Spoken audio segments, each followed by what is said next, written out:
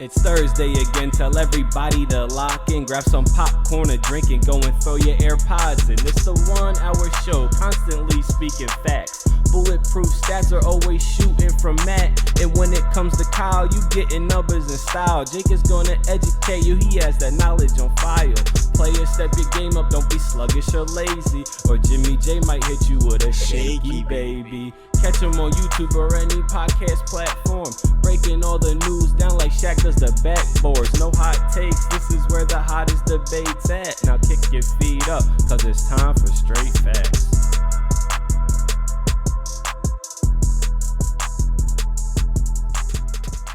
What's going on, y'all? Welcome back to Straight Facts, a sports show that educates and entertains, brought to you by the Up On Game Network. It's your boy, Jimmy J. I'm looking at my guys, Kyle Sierick and Statman Robinson, through a computer screen today. We at the home studios today. That's okay. It's just a general reminder out there to everyone that COVID is still in the air. This thing is still around a little bit, so take your precautions. But nonetheless, I'm still happy to see my guys, Kyle Sierick, Statman Robinson. How you guys doing today, man? Kyle was talking about the vibes were up right before we recorded. The vibes are up, dude. I was feeling good today. Came on.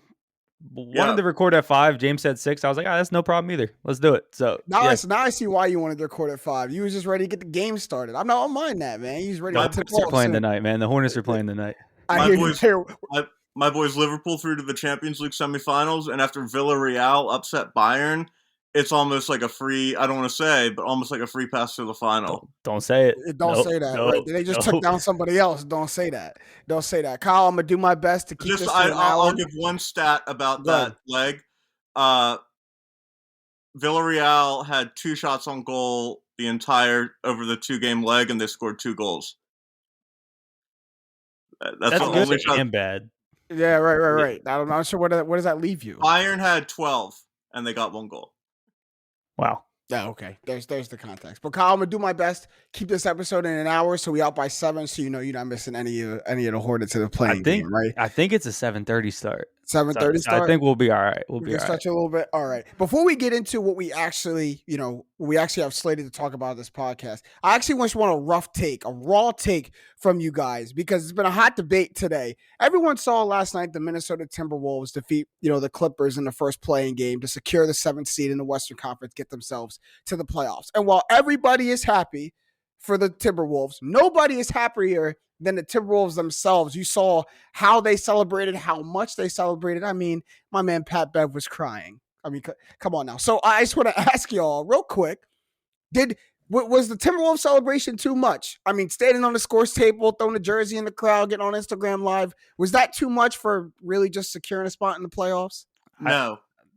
I was the same thing, Matt. I don't think it was. The Timberwolves have made the play. This is only the second time they've made the playoffs since 2004. Right. Understood. Think of all the stuff that Karl-Anthony Towns has been through over the past couple of years. True. And in other sports, like baseball teams have like champagne celebrations when they clinch a wild card spot. Like it's champagne when they quit to a wild card spot. They have champagne in the dugout. I'm pretty sure I've seen that. Baseball definitely does that, but that's more of like a ritual thing. Just in baseball, every team before it's done it probably has passed it along. I think a pennant maybe. I gotta see it. I gotta see who clinches the wild card. Division. Yeah, it definitely happens.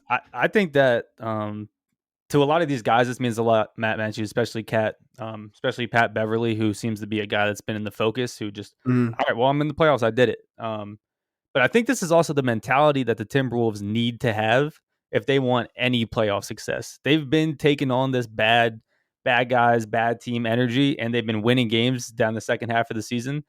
So, I mean, if they want to celebrate, they want to talk their crap on Instagram Live, maybe it's not, to the sports, I guess, older generation, maybe it's not the coolest thing, maybe it's not the right thing to do, but I think if the Timberwolves want any success, they have to have this mentality. It's in the spirit of the moment. It's after a basketball game. If this would have happened 2 hours later, we wouldn't have called him with this energy, but there's cameras everywhere now and these guys were excited, so I got no problem with it. I mean, look, I get emotions are high. It's an emotional win. There was a back and forth win that they had to really fight and claw out their way to the end. They did it without their best player pretty much the entire game. So you give them a lot of credit for that. Those guys that are celebrating so much carried so much of the weight. I hear that. And I don't have a problem with them celebrating. I don't. Like the Nets celebrated. The Nets, Kyrie talked this stuff. Kyrie got on Instagram, got on social media, was talking. I hear that. It's the extent to which they celebrated. Like, it really did seem like Minnesota won the finals last night. And that's my only problem. D'Lo was the only player I saw had the right attitude, in my opinion. He did his celebration, but he got on Twitter and said, "Job's not done." That's the mentality that I wish that I saw from most of them. Their mentality, that celebration suggested that goal accomplished, job complete. We were just content just getting in. And for a team, a young and hungry team, I hope that you're not content just getting in. There's a higher ceiling than just getting into the playoffs. Like, take the time to understand that you made a great accomplishment, but then afterwards realize we got to go to practice tomorrow to gear up for a 7-game series with the number 2 seed in the conference. Like, this is not kumbaya. We can go get our butts kicked for 4 straight games and now no one feels good. Like, you're really okay with them just like being so happy just being there? Yeah, because Pat Bev was crying. He was in the playoffs 2 years ago. He was crying like he never been there. Right, but you're talking about like that mentality. They got that today. They know they got a 7-game series. They know it's time to go. This is the biggest game of the season. They were down 4 going into the fourth quarter, dominated the fourth quarter. Now they're in the playoffs. Do they have that mentality? Do they have that mentality? Because I saw Pat Bev today on NBA Today talking about why he was justified in a Versace robe unbuttoned all the way down. They don't look like they got the different mentality. They look like they still basking in the moment, man. Pat Bev had a shot to be on ESPN with only his face in focus. He took that opportunity. When Pat Bev was on the court, nothing's going to change. We know how this man plays. But not once did Pat Bev say, "Hey, job's not done. Hey, we still got work to do. Hey, he basking in the moment. He basking in the moment like he don't got to play anymore." Okay. We'll see how they look next week. Yes, we will. We need to enjoy good moments when they happen instead of just this mentality of nothing matters unless you win the title. Nothing matters. No, you can have fun and win. 1,000%, Matt. Just because you had a bunch of fun and you celebrated like crazy doesn't mean they're not going to be focused against the Grizzlies. There's such thing as celebrating too much, treating your first downs like touchdowns. Like there's something to be said for that. Just leave room for a bigger celebration. Because what happens if they win a first? I don't want to know how they celebrate if they win the series. I don't want to know what they do. Leave room for a bigger celebration. You poured your heart out in that celebration, and then you got to wake up the next day and be like, "Damn, we still got to practice though." Like, you gotta leave room yourself. We're gonna table this because it sounds like we can have a bigger discussion about this. I like this. We'll bring this back around at some point, but we do got to get into our episode, and that's a good segue because we're talking about these upcoming NBA playoffs for this entire episode. It's gonna be an NBA playoffs edition, and I like that. So we talked about how the Minnesota Timberwolves won that game without their most important player, but for a majority of these playoffs, there are going to be certain players for these teams that are the most important going in.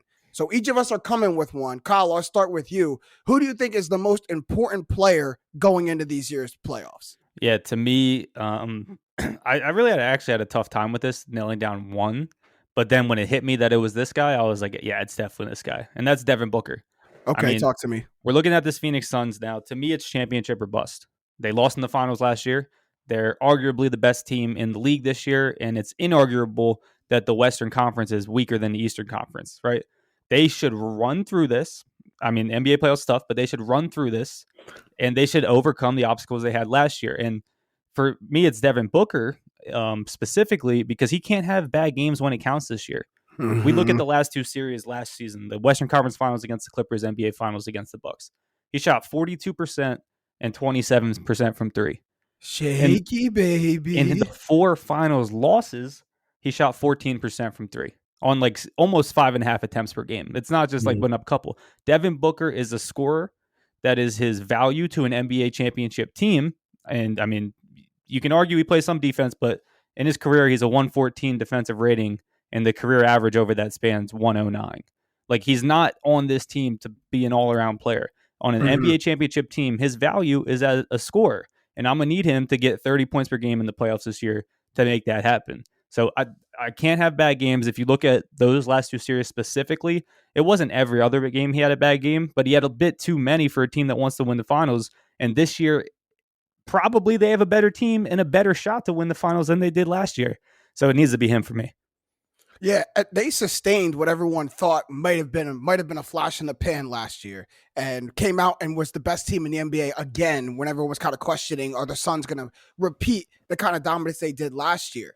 But from this standpoint, I think the Suns, we learned a lot. And we thought Chris Paul could be the best player on our team and take us to a championship run. Devin Booker sprinkle in his 35-point, outputs here and there, but Chris Paul would pace us. And I think we learned that Devin Booker needs to be the one to pace us, at least offensively. Like, Devin Booker should always be leading us offensively. He should always be the focal point. He should always be taking over games if the opportunity presents itself. And I think last year he took a lot of his lumps. He took a lot of learning lessons. It was the first playoffs that he's been in. And man's, made it all the way to the finals. So we give him some pass. But now that we're in year 2 of it, now that we're doing it again, and you make all the right points, Kyle, in a weaker Western Conference, I don't think he has the ability to be shaky this time. I need you 1 through 4 each game or each series. I actually disagree. I think Chris Paul is the big important player on the Suns, because when I think of why they lost the finals last year, I think of Chris Paul in Game 4. You have a chance to go up 3-1 going back home to Phoenix, and Chris Paul has the worst game of the playoffs for him. He has 10 points on 5 of 13 shooting, has 5 turnovers, only 7 assists, while Booker put up 42 on 17 of 28 shooting and a 6-point loss.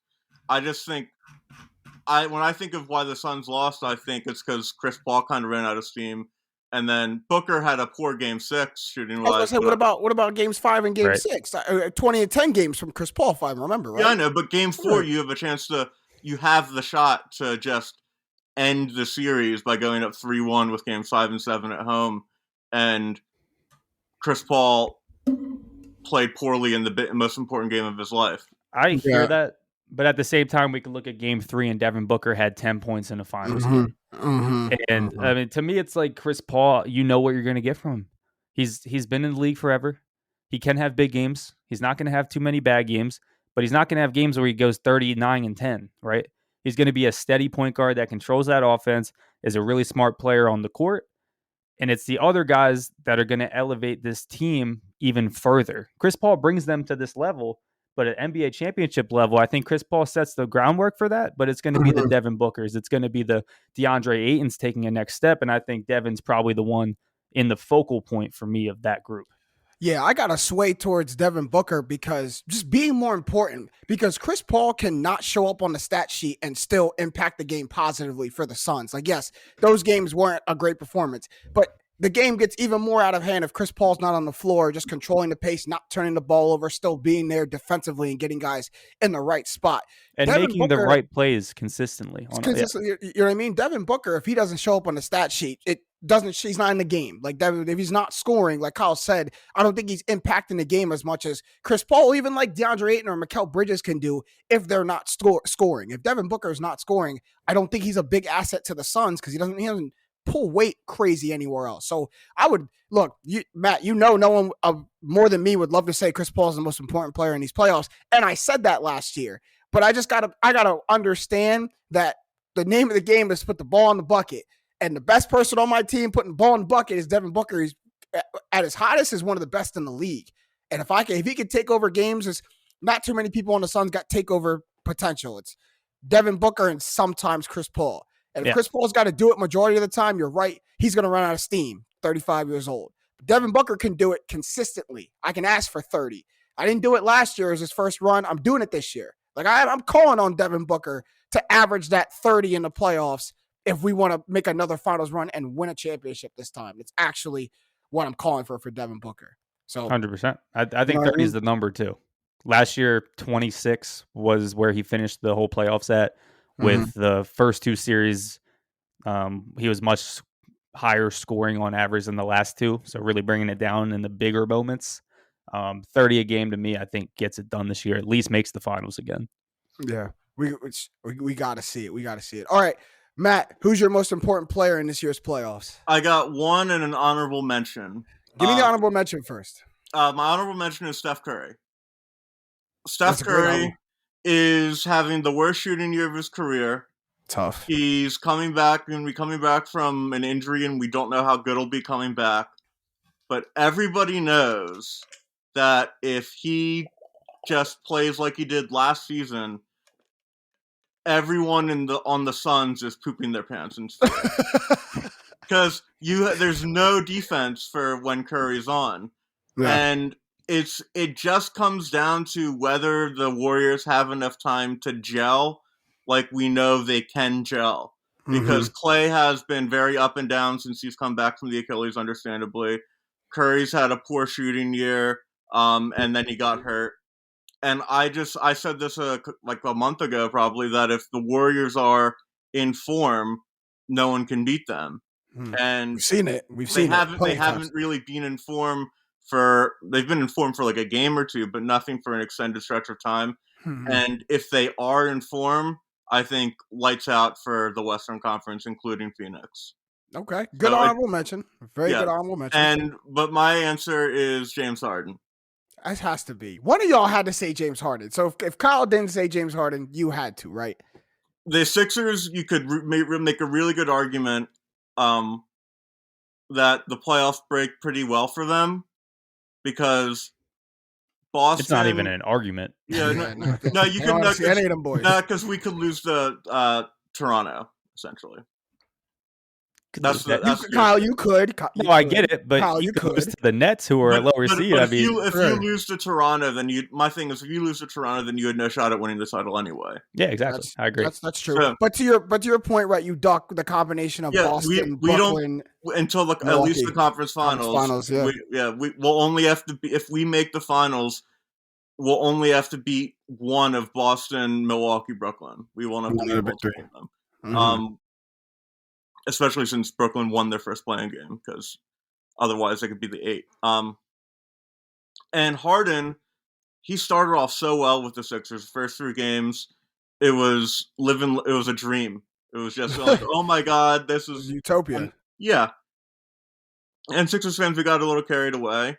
And Harden, since then, has been poor is a light way to say it shooting. He's been horrible at shooting the basketball. He's shooting just 36% from the field and 29% from 3.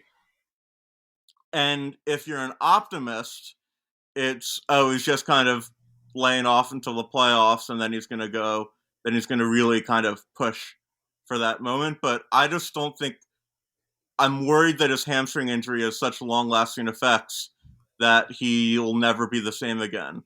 Because if you actually look at last year's playoffs, I know he was playing with the injury, but he lit up Boston in the playoffs last year.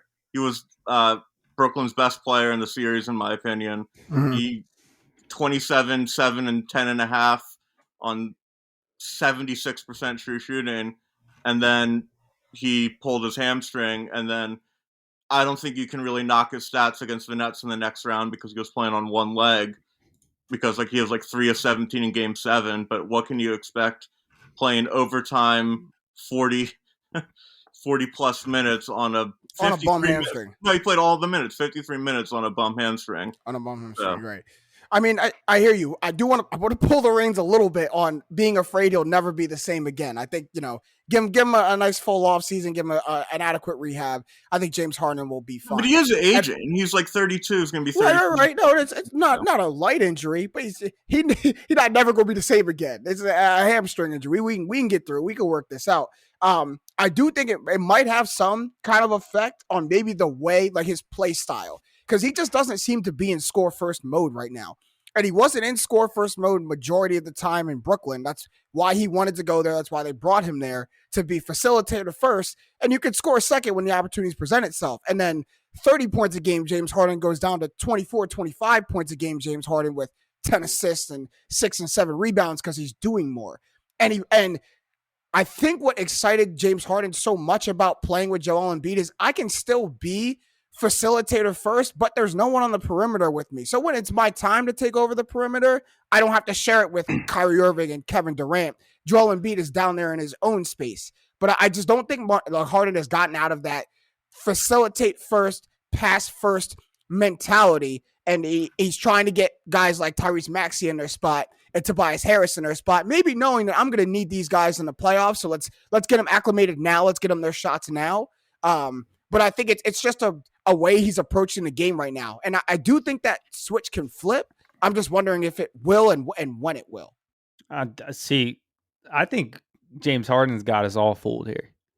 Personally, I agree with Matt. He's one of the most important players in these playoffs. He was one of the guys I was thinking of too. For the reason that all the criticism's on him right now, he's on the team that went all in, and he's really been someone you can point at that needs to play better, right?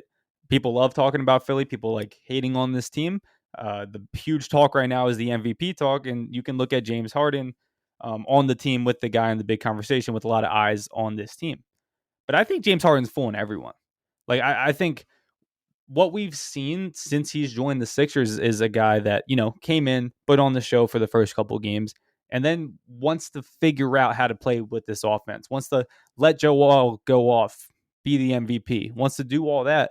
He's only taken 13 shots a game. That's not James Harden. James Harden is a 17 to 20 shots a game type guy. That's my point. That's kind of my point. But you can't tell me this man's not going to just turn it up and start being more aggressive in the playoffs. He knows how the playoffs work. He's played almost 150 career playoff games now, has made multiple conference finals. I think. And an NBA finals. And an NBA finals, actually, early in his career with the Thunder. I think he is going to turn it up, and now he's going to look to be this second scorer. I don't think he's going to defer a shot to anyone besides Embiid and Tyrese Maxey. Will he still do the driving kicks? Will he still make the correct passes? Yes. But he's not, when he dribbles up the court and Embiid's off the court, he's now the guy to score. He's not getting into the offense to get George Niang an open three. He's not doing all this.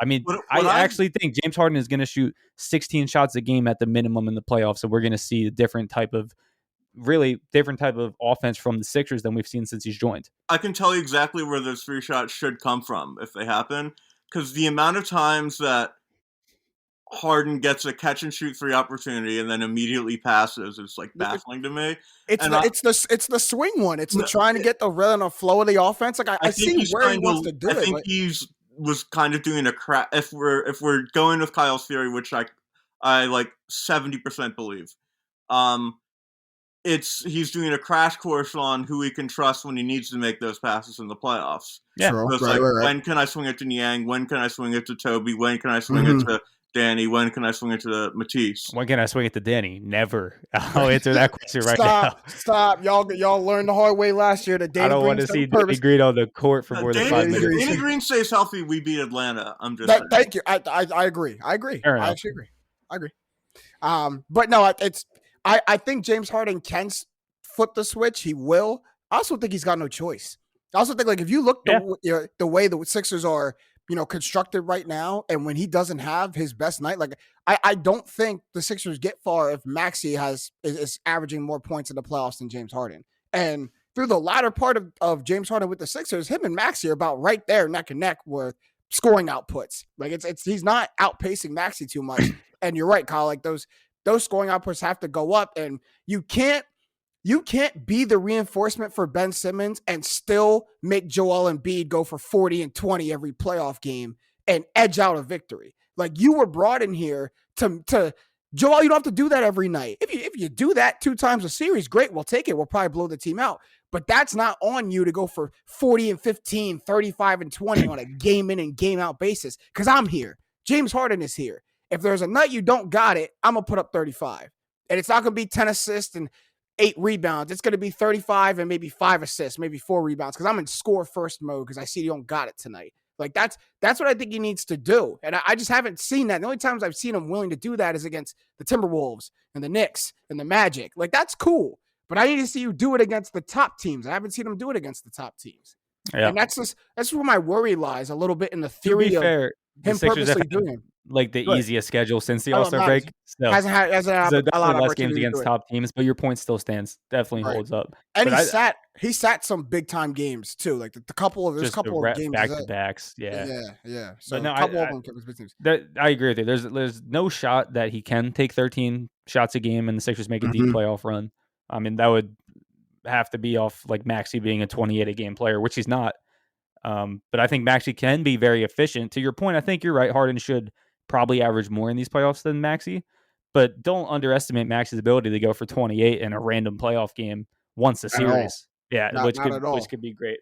But and even to that point, they might need that one game. They will. The Sixers make a run off those 3 guys. You're gonna get a Tyrese Maxey game at least once a series. If you hope to make a run, Tyrese Maxey's going to have a game at least once a series. And he's part of a big three. That shouldn't shock anyone. That shouldn't be, it shouldn't be crazy to imagine if you're part of a big three. But all right, I'll round out this segment of most important. Mine is a guy who's been missing for a lot of the season, and it's literally had an effect to his team at all. And that's Ja Morant. Like Ja Morant with the Grizzlies, we know that the Grizzlies have had a crazy record without Ja Morant, 20-5 this season, right? But in the playoffs, to me, you just don't win without your best player. It's a 7-game series. If your best player is not there or not showing up against other playoff teams, you're just not going to get it done. And the last 3 games they didn't have Ja, they lost, and those all happened to be against playoff teams, the Nuggets, the Jazz, and the Celtics, not in that order. But those 3 teams are the last 3 games that they lost without Ja against all good teams. It's just an example, a microcosm of what they're going to have to go through. And having Ja on, obviously, it makes the Grizzlies better, but I think it makes them just that much more of a versatile team. Like everyone, loves the high flying, the crazy electrifying plays from Ja Morant, and he has that, right? He's, one of the best in fast break points in the league. I believe is 4th, but he leads the league in points in the paint. And only a quarter of those points come in transition. So a lot of those points are coming in the half court when the game slows down, which is playoff basketball, right? And the ability for your guard to get in the paint like that, create, and if he's not scoring, dish it out, or at least just attract all that attention is going to help your team. And he's above guys like Giannis, Jokic, Anthony Davis, LeBron. Those are all the guys after him in points in the paint. Those aren't, those are half court, but a lot of those are half court players, guys who make their living of driving in, and they're all big men. Like I think he's the last guard in like 25 years or something like that to lead the NBA in points in the paint. So they're going to need Ja Morant. This whole group is inexperienced when it comes to the playoffs, especially being this high of a seed. They're a 2 seed. No one in their core has been in this situation yet. So Ja's the only one to me who has that takeover ability with the Grizzlies. The 2 highest scoring outputs this year for them, 52 and 46. No one has above 40. Dylan Brooks is the only other one with 37 this year. No one's got that takeover ability. No one's got that give me the ball and watch me work on the Grizzlies other than Ja Morant. And in the playoffs, you can be as great of a team and great chemistry as you want to. At some point, it's going to slow down. The ball's going to need to go in your best player's hands, and he's going to have to make plays. So I think if the Grizzlies want to not show everyone that they were just the sexy team in the regular season, that they actually are here to be contenders, Ja's got to be available on the court, and he's going to have to, be upper echelon, be that all-star starter, that, all-NBA type player that everyone's billing him to be, 2nd overall pick. He's just got to be there for the Grizzlies. 100%. And not only does Ja Morant make them a better team, a more versatile team, like you said, Ja Morant makes them a dangerous team in these NBA playoffs, something that is not there when he's not there. They're not a dangerous team in the playoffs without him. Obviously, they're the best player, but I agree with you. He's very important because I'm looking at their draw. They're going to get the T-Wolves in the first round. They get past that, they have to play the Warriors most likely. And there is no shot that, and I know they're playing well, like blah, blah, blah. Like Grizzlies are playing well. They have good players. Yeah, they have good players. You're not beating the Warriors in the second round if Ja Morant doesn't take over. And I'd be very interested to see that series. That's going to be a coming out party for Ja if they're able to beat the Warriors. If this season was a coming out party, let him cap it off with that series. I mean, it's going to be nuts. To me, this season for Ja is let's learn. It's like this is the first time we've really gotten to. I know he made the playoffs last year, but this is the first time he's come in with expectations. They're the 2nd best record in the NBA. They should be the 2nd favorites to win the title just based on that. And this is the first time we'll see him in these high pressure, high intensity games where he's expected to win. And that's why he's the most important player on the Grizzlies, because you can't win in the playoffs without someone who can be that showtime performer. And he, as much as they succeeded him in the regular season, the playoffs are a completely different animal. And this postseason, we're going to learn more about Ja Morant than we have throughout his entire NBA career up to this point. And to that point, go ahead, Kyle, my fault. There's not a better, like, you wouldn't talk about, we had a little conversation about, people where you get drafted is a big thing, right? There hasn't been a better spot to learn than the Memphis Grizzlies for Ja Morant. He goes into a system that has no superstars, good role players who none of them are shoot first guys, and you're a point guard, right? A number 2 point guard who they want to have the ball with role players around him that don't really need to shoot, right? Not a guy that's going to take the ball in ISO. Like, there has not been a better situation, and now they're good. I mean, I think this has launched a trajectory of his career. Just crazy, just being in this fit. And no better culture, to be honest. Like it's like it almost makes you think that he was born in Memphis. Like the way, and I know South Carolina's not too far, but I mean, they it's the same exact culture that he's there. And I don't want to say throw all the 20-5 stats out the window without John in the regular season, but like they don't hold a lot of weight to me. Like the playoffs is just completely different. One, you got to play a team for a week straight. You don't just get a team one time or maybe two times in a week. There's a team gets an entire week to game plan on you on a game to game basis. So if your best player isn't there and you get beat one time, they get you for a game, like, they got us. But they got to go and do that against the same team again. And then they got to go do that again. And then they got to go and do that again if they want to move on. And you can't, that's not sustainable. Like, you might get me one time because I haven't been preparing for you without your best player, other guys step up. Right. But you're not going to beat me without your best player 4 times in a 7-game series. It's not going to happen. And I don't completely throw it away but what that tells me is that, the team around him is good. And they have the foundation to make the run with that John Morant guy in place. He's going to be in a position where he's allowed to do so because Dillon Brooks, Desmond Bane, hell of a player. Mm-hmm. Jaren Jackson, same way. Steven Adams is exactly what you need out of a center. Someone that's going to bang, be tough defensively, and pull down rebounds. I mean, the team around him is very good, and that's what that 20-5 tells me, that it's not just, John Morant needs to take over like Trae Young needed to going into the playoffs last year. And I think we learned last year the Hawks were a better team than we thought. Well, we know the Memphis around him is a good team. So I think that's what it kind of sets the foundation for with Ja. That's And we know the Western Conference traditionally has been a conference of point guards. And there's some that, some electrifying point guards are not going to see in these playoffs, like a Damian Lillard or a Russell Westbrook. But there's still point guard matchups all over the place. Even in his path, he's got to go through D'Lo first. Then he's got to go through Steph Curry. Then he's got to go through Chris Paul if he wants to make a deep run. Most likely, that's how it plays out. And if Ja, look, take Ja out that role, even if he's on the floor, take his impact off that if he's not having a good game. And he could lose all 3 of those point guard matchups. D'Lo, maybe not, but if you're not productive, you definitely lose the point guard matchup to Steph Curry and Chris Paul, who have been known to treat younger point guards in the playoffs. Steph Curry's done it. Chris Paul made a living treating Damian Lillard in the playoffs, just schooling them, learning how this is the playoffs, young buck. Like this how you do it now. So I think there's a lot of pressure. I say this is the most important because you guys both make the points of now he's expected to win. You're the number 2 overall pick. You were getting most improved talks, which, by the way, if he gets it, I'll be a little upset.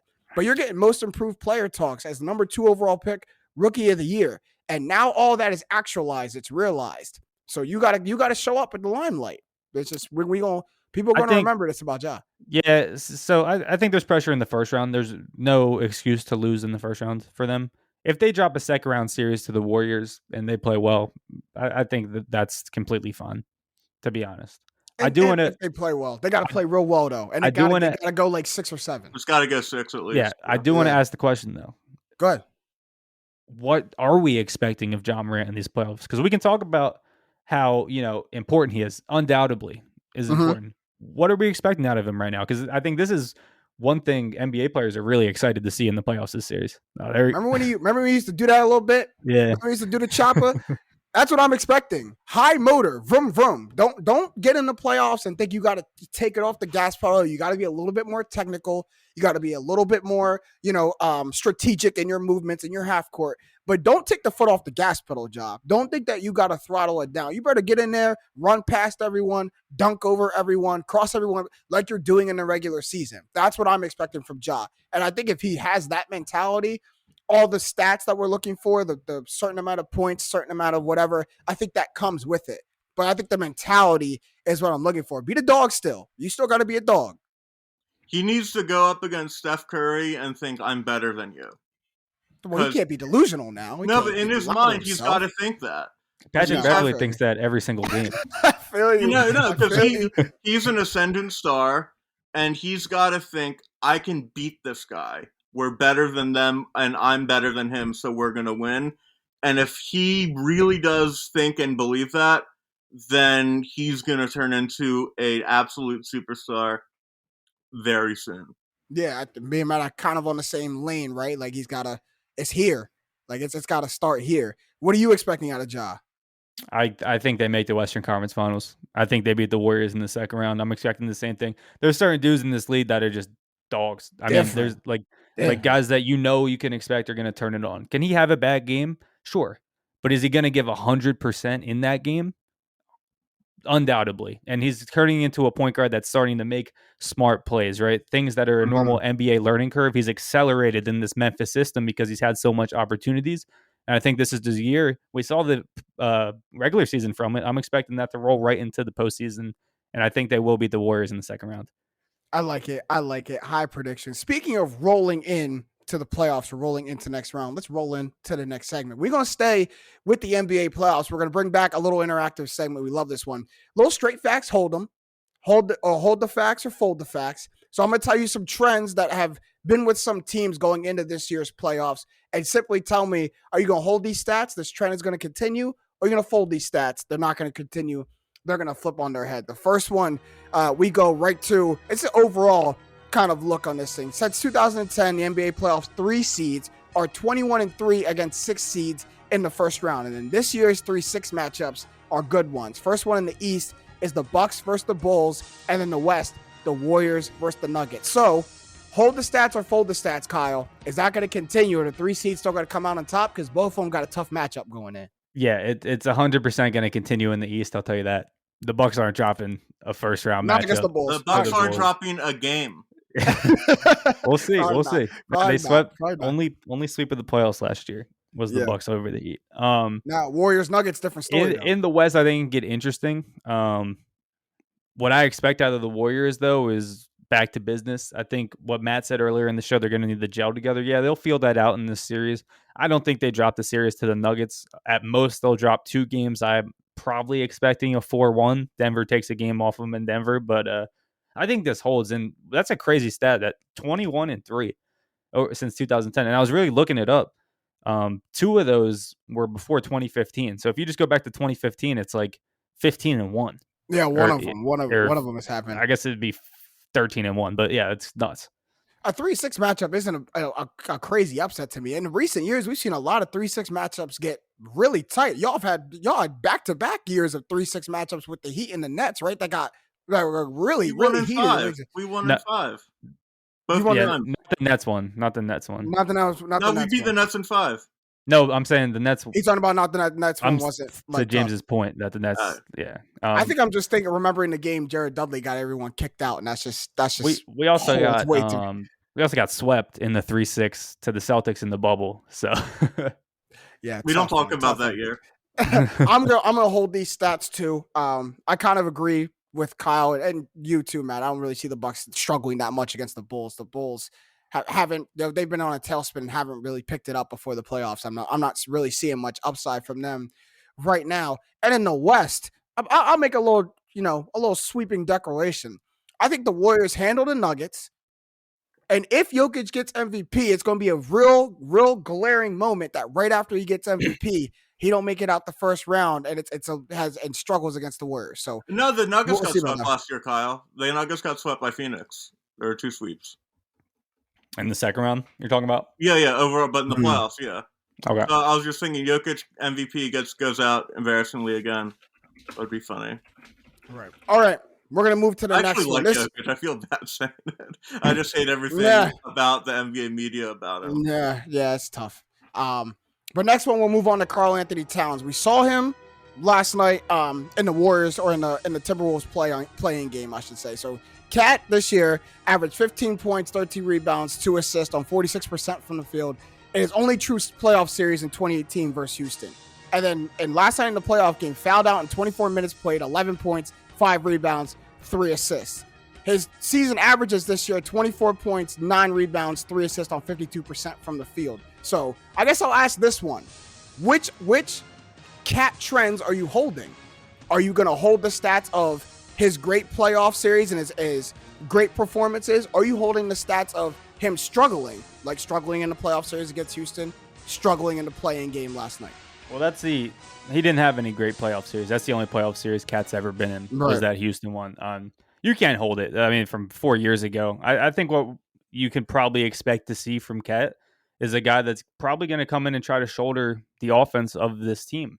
They have Memphis. I think that's one of the more favorable draws a 7 seed could get, even though I think Memphis is going to make a run.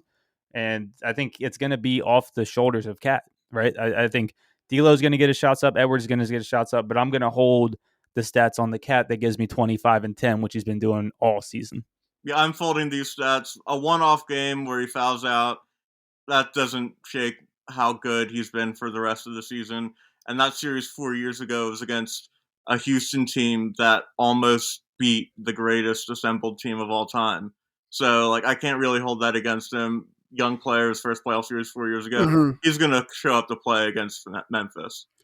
I'm not holding the 2018 series against him for the exact same reason, Matt. I am holding the struggles in the playoffs, though. That's the stats I'm going to go with. I saw a lot that was uncomfortable, unsettling about Cat. He just didn't understand situational basketball last night, like really at all. He got himself in foul trouble and didn't know how to stay out of the mix, didn't know how to stay out of bad situations that could pick up a foul. Going for offensive rebounds that you're not going to get, hitting someone in the back of the head, that's a foul.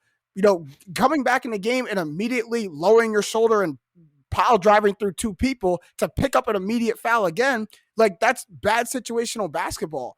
And I get that, you know, the intensity and the energy of the moment was real big last night in the playing game. But to see that from the best player, to never be able to rein it in, like that just wasn't good to see. And I get that he's got a little bit to kind of rein that in before we go to the next series. But I think that's not something that gets fixed overnight. I think Cat goes into the next series wanting to just do it all as soon as he gets on the court again, maybe to try to make up for that playing game. And he might get himself into trouble trying to do it if he has that same mentality. That's all I think the opposite. I think he's going to learn from his mistakes he had last night. It's like, one of 2 options, right? Yeah. It's one of 2. Either he learns or he doesn't. So we got one. The way I look at it is like that's a 1-game thing, right? Once you can settle into a playoff series, and this is a guy who's now in his 6th year, I believe, in the NBA. Mm-hmm. He's going to realize it's just another basketball game. Cat doesn't have foul issues. He hasn't had bad games this season. I mean, like, he's going to settle in, realize this is a basketball series. He's going to strap in, and it's going to be business as usual for Karl-Anthony Towns. Also, there's a lot less weird because there's a lot less pressure on him in the first couple of games against Memphis, because if they go down 0-2, it's not going to act like anyone's going to be like, how the heck did that happen? But if they miss the playoffs from having that good of a season, they lost this playing game and the next playing game. Would have been so like now the pressure for him game 1 is going to be way less than it was for him last night. And Kyle, I guess I'm not pointing to anything specific because you're right. He doesn't have foul issues, doesn't have, you know, issues of things like that. But understanding situational basketball, that wasn't the first time you've seen Cat struggle with that. And it just gets that much more technical. Every possession is a new situation that you have to analyze and try to make the right play. You can't just get the ball from the free throw line, put your head down, and try to go to the rim every time. It just doesn't work in the playoffs like that. So I just want to see something different. And I hope I'm wrong. Hope I'm holding the wrong stats because I root for Cat. But I just saw a trend last night that I think is going to continue. We're going to move on to another trend that may or may not continue. That's the Golden State Warriors' big 3 this year. And they've only shared the court for 11 total minutes. And in those minutes, the Warriors had an offensive and defensive ratings of 92.3 and 85.2 respectively. So when they get on the court together, they're the Warriors of old. Holding the stats or folding the stats? Matt, I'll start with you this time. That the Warriors' big 3 can get on the court and do what they do. I'm going to fold the stats. I think Clay needs a little more time to reacclimate himself post-injury. We don't know what Curry is going to be like. We're not going to see them at their full Warriors big 3 this playoffs, I don't think, unless they make like a long run and everyone gets healthy. I don't think we're going to be seeing them at their peak until next season. Tough. Kyle, holding or folding? I like what Matt said at the end of that. He doesn't think we'll see them at their peak until next season. And so for that reason, I'm going to fold the stats to where they're not going to be the big 3 of old. I mean, it's tough. Klay Thompson, and this is really why I think the peak is next year. Klay Thompson came back the second half of this season off of not playing basketball for almost 2 full years. Steph Curry's now hurt. He'll be coming back. Draymond Green had a stint where he missed basically 3 months of playing basketball this season, and this has all been in 2022. Clay comes back, Draymond gets hurt, Steph gets hurt. So, I mean, there's too much in the way right now to say with confidence that this team is going to be the team of old. Now, can Steph Curry be the Steph Curry of old? Yes. Can everything around him get back to that level to a point where I think they can make an NBA championship run? I think we're not quite there yet. But when we talk about this team next year, I fully expect myself to be back all in Warriors. I can't believe I'm saying this. Matt, you are going to be just as shocked as me. You should be just as shocked as me to hear me say this. I'm holding them. I'm holding those stats. Like I think so much of Steph, Clay, and Draymond is feel, and they haven't had a lot of that. But give them a quarter. Give them a half. Heck, give them a game. Give them just a little bit of time to get back with each other. And I really do think it's like riding a bike. Like those three just know how to play basketball at a very efficient level with each other. And it elevates everybody. When they do that, like now all of a sudden Sean Livingston is a guy you can't stop. Now all of a sudden Harrison Barnes is a guy you can't stop. And Andre Iguodala, like they lift everybody up around them when they start playing like that. And the Steph Curry injury, while it wasn't, favorable for them, a little blessing in disguise that it let Clay come back and like, now it's just you out here, Clay. Like now you don't got to worry about Steph doesn't have to move to the side. You don't have to worry about getting Steph his touches too.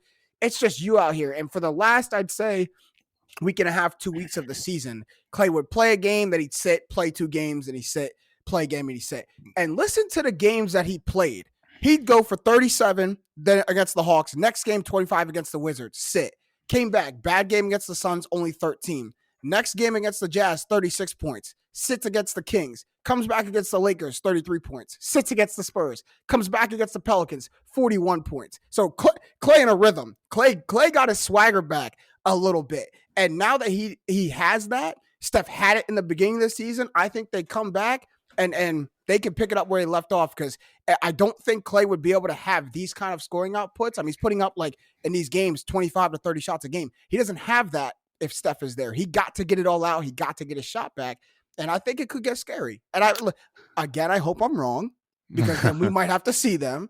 But I do think they have all the potential to get right back on the saddle and pick it up where they left off. I'll say this. I think they're going to play well. I take this question as, do I think they can make a championship run? I don't think the Warriors can this year.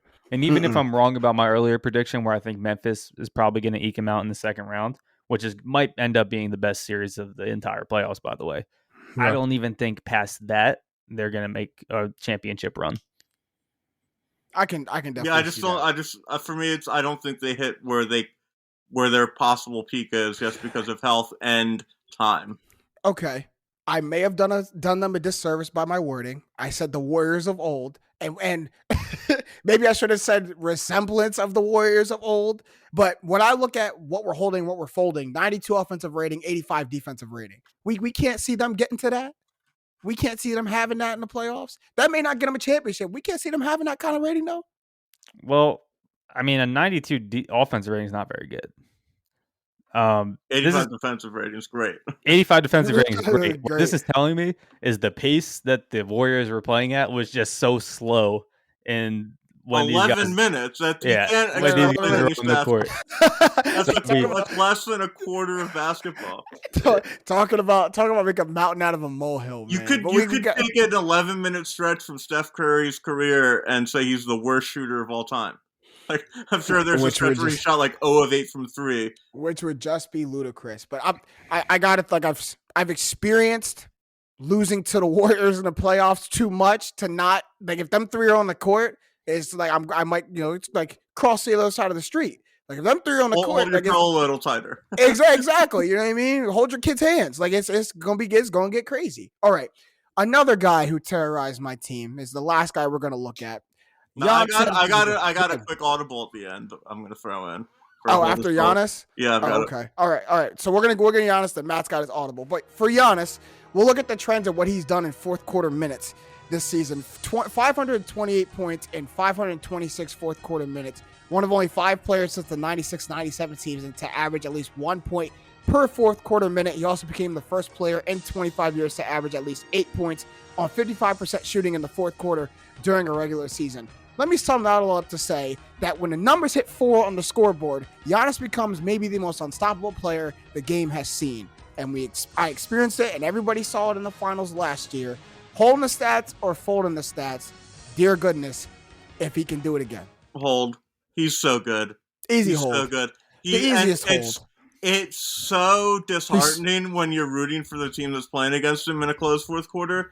Because you understand that there's we can't do it. Like, you can't blame it. You can't blame people. It's just like, what? Yeah.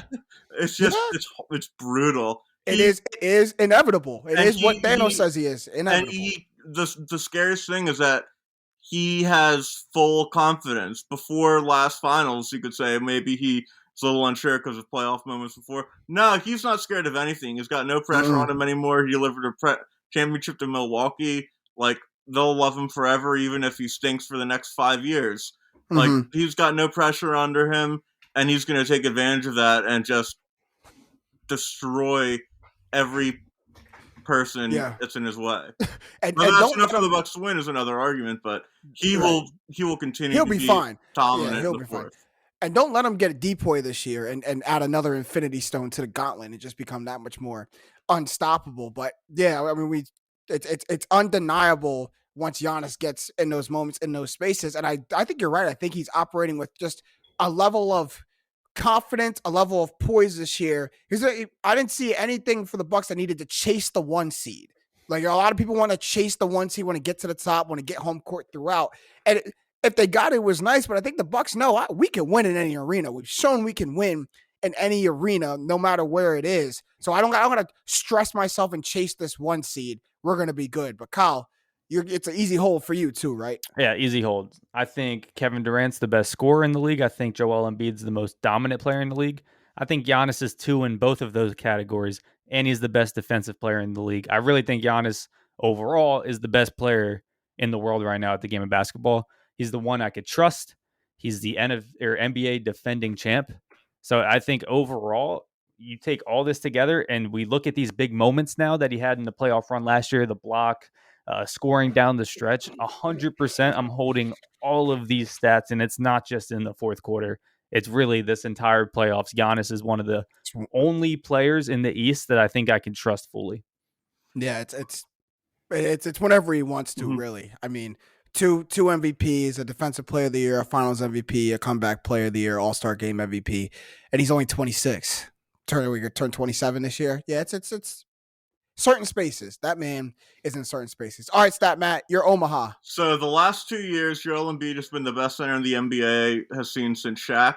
There's been one team that's played him really well, and that is the Toronto Raptors.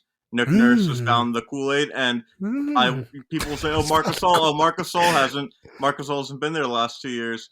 Over those 6 games against Toronto last 2 years, Embiid has a 52% true shooting percentage and is averaging just 24 points per game compared to his 30 over the past 2 years, and his 62% true shooting for the other regular season games. Hold the stats or fold the stats? Will Embiid redeem himself against Toronto, or will those struggles continue? So folding would mean he redeems himself, right? Folding would mean he goes against those bad stats. I'm folding them. You folding them, Kyle? Oh, 100% I'm folding them. I mean, first of all, when I look at this Raptors team, I don't think anyone on this team could stop him. Like, who are you going to throw in? Kem Birch? Who's going Kem to stop Birch, him? Boucher, Siakam can. He's way too small. And Embiid is now coming in this playoffs. I like that all this media stuff's coming out that everyone's voting for Jokic. Because now Embiid doesn't have to wait to hear Jokic's name for MVP. Now it's like, oh no, I'm pissed now. I hope piss him off. Oh, I'm going off now. So, I mean, I didn't even do that on purpose. The O's kill me, Yoda. So I did that. But, yeah, I mean, I think he's going to come in and just dominate this series. I think the Raptors as a team, can give some struggles to the Sixers. This game goes 6, even if this game goes 7, it won't surprise me. But I think Embiid's going to be a constant throughout and pretty much dominate whoever's in front of him offensively. Yeah, the past Raptors series and most of the past Raptors games have been really him playing 4-on-5 on offense with this, ankle weight of Ben Simmons next to him, trying to, pull some kind of weight. He don't got that this year. He got a different team. He got a different running mate, and hopefully that different running mate, helps it a lot more. And I think it will. I'm folding these stats. I think Nick Nurse. Right. I think Nick Nurse has a really good strategy to defend Embiid, but I think Embiid won't be dominant for him in the series. He'll just be regular Embiid, which will be enough. Is my prediction. Right. All right. Really quick. Let's wrap it up. Give me one sentence answer as to why.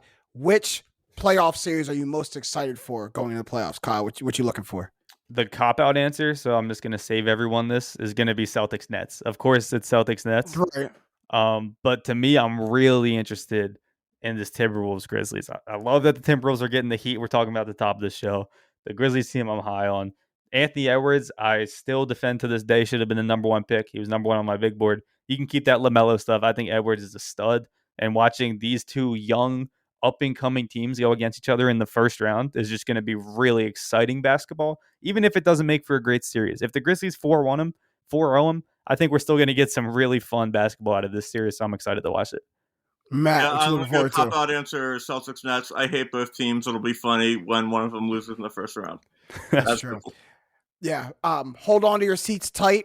I'm looking at the Sixers-Raptors series. I really am. We talked all about all the reasons why Joel Embiid can and should dominate the Raptors, but Matt pointed out all the reasons why the Raptors can and have all the ability to make this a very tight series. I think this is tighter than most Sixers fans are anticipating. Maybe you're hoping for. I think it's more. On a scale of 1 to 10, how worried am I? I'm a 6. Like, I'm not sleeping easily about the Raptors. 100%. You only a 6? You only a 6? 6 out of 10 worry. So, 1, no worry at all. 10, absolute panic. Can't sleep at night. Yeah, can't sleep at night. 6. So, little more. It might be 6. It might be 6.5. It might be 6.7, 6.75, something like that. Because it's tough. It's gonna be a tough series, but that's the one I'm looking forward to the most. Anyway, playoffs start this coming Saturday. We're all going to be anticipating it. It's going to be a great time. NBA playoffs are back. But that's all the time we have for this episode of Straight Facts. We can get some shots up at the buzzer, as we always do. Who's got a shot at the buzzer real quick? I got one. Just a message because, and even I got involved yesterday. It was just like a quick tweet because I didn't understand it. When Nikola Jokic gets swept in the first round, Sixers fans, we don't need to let him have it. We understand what's going on now. We understand what's going on now.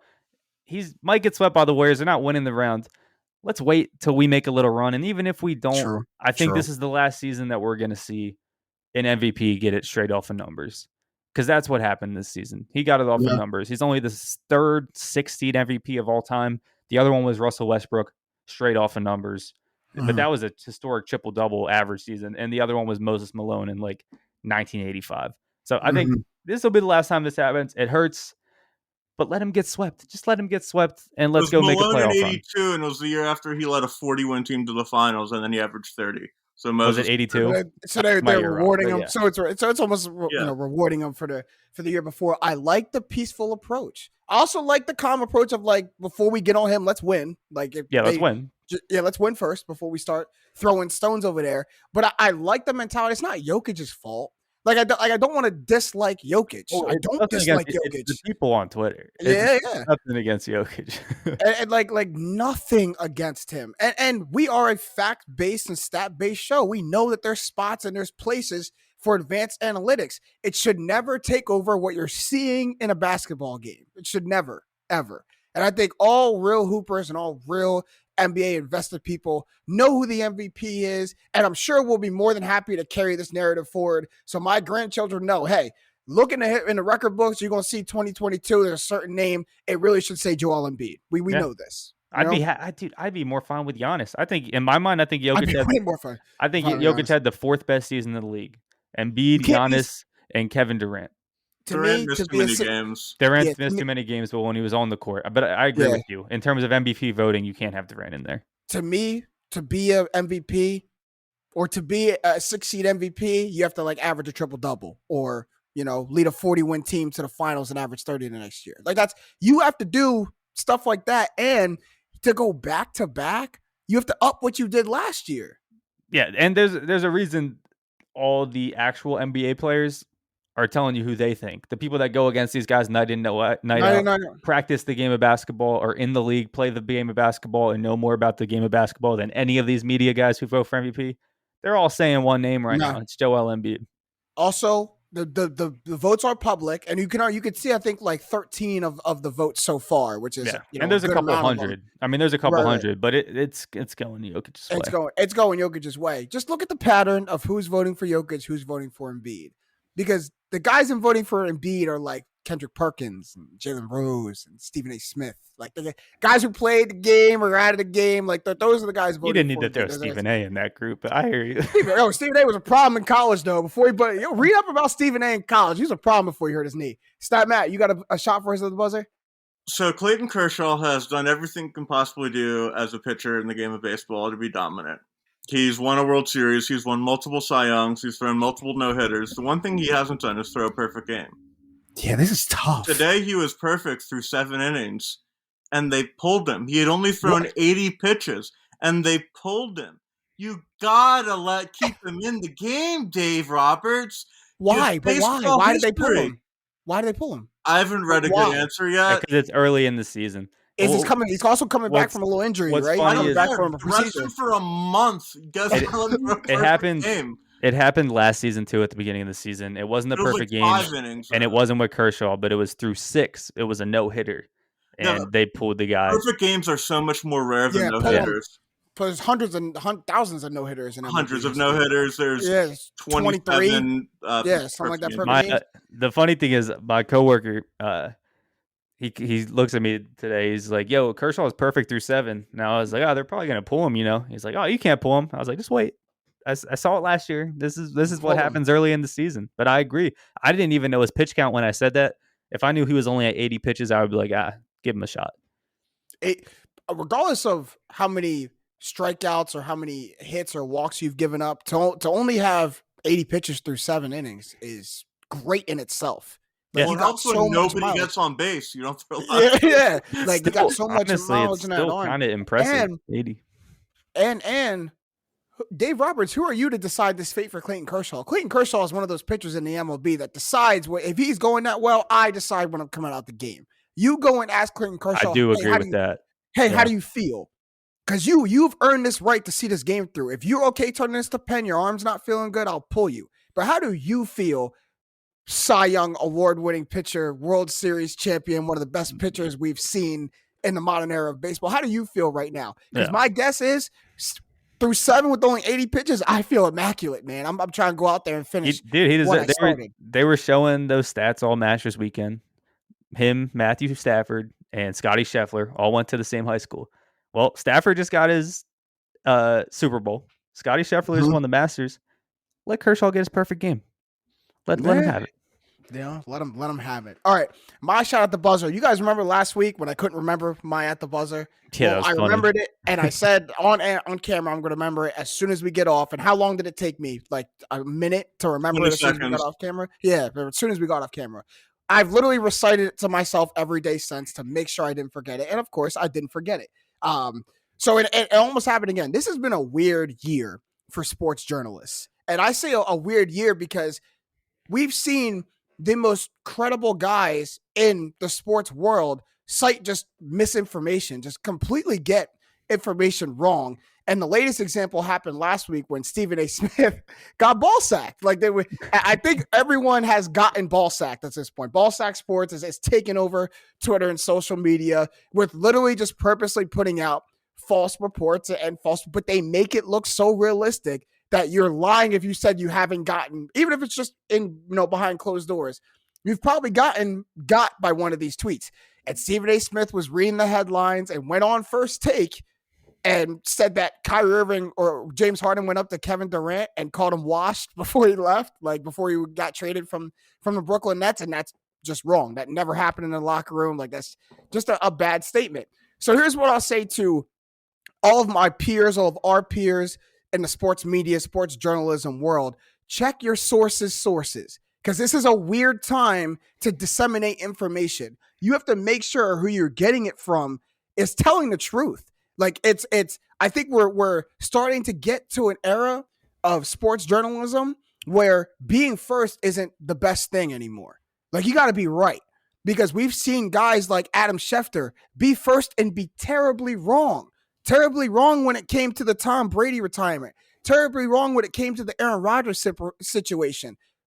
Just didn't choose his words right at all when it came to talking about what happened with Dwayne Haskins, just because he wanted to be first. Woj almost got hit this past weekend talking about, I forget what he reported, but it came out that the details of that may not have been all the way true. Woj's never wrong. I would love to say it. Woj's I would never love to wrong. say it. He almost got got. And then you have a guy like Stephen A. Smith, who's been questioned before about, are the details of his reports right? And till now has knocked him down. He said KD was going to the Warriors in 2016. No one believed him. He went. He said Floyd Mayweather and Manny Pacquiao were going to fight. No one believed him. They fought. And he broke both of those. But, you can't always just read the tweets, can't always just read the headlines, because Ballsack be getting people, man. I'm a big Ballsack sports fan. I used to not like him, but there's a space for him. I think the parody is awesome. You just got to, now that they're known, I think it's awesome. Like, I think when, and now that they're not trying to portray that they're real, I think when they first came out, they were copying the ESPN graphics. They were copying the Bleacher Report graphics. They were trying to fool people. I think I didn't like that. And now they've got their own graphics. They got their own thing going on. They're not. Yeah. You can't really fool people anymore unless you're Stephen A. Smith. It's a meme now. It's a bit. They're playing into the bit. Exactly. And it's not harmful. Now. Honestly, the social media world in general, and this has been a big topic just in the world, there's an issue of misinformation here and there just in all news. But this is not harmful at all. This is this is for the bit, for the meme. I'm a big fan of it. And now that I think I'm a fan of it, now that it's known that this is a bit, now that they're public that it's a bit, I do think when they first came out, man, they were trying to fool people. They wanted you to think this was a real Bleacher Report. That was still hilarious. Like guys like us who know sports, it was still just hilarious watching people fall for it. We knew sports, but I'll be honest when I say that. At first, when they would put some of these tweets up, put some of these reports up, I click on it and be like, what? Like, what?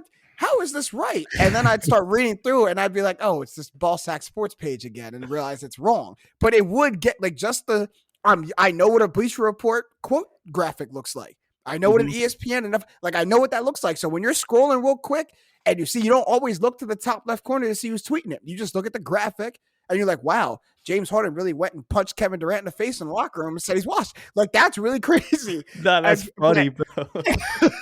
Like, and if you like, I encourage all of our listeners and our viewers, if you haven't seen the clip, go and watch the clip, because they really had Stephen A's whole behind out on national TV, like going into saying how, if you're Kevin Durant, how could you allow this to happen? If you're Steve Nash, how could you allow this to go on in your locker room? And he's literally carrying on just false information that just never happened. It's ridiculous. I'll wrap this up by saying, check your sources out there, sports media, because it's an evil world we live in right now. But that's all the time we have for this episode of Straight Facts. It was a great one. We're gearing up for this year's playoffs. Shout out to our guy, Jake Galley, out there. It's called a Broadway show in New York. So, was traveling back, had to take the day off. We hope he enjoyed his day in New York. Shout out to Up On Game Network, LeVar Arrington, Plexico Burst, TJ Hushmanzada, and everyone over there.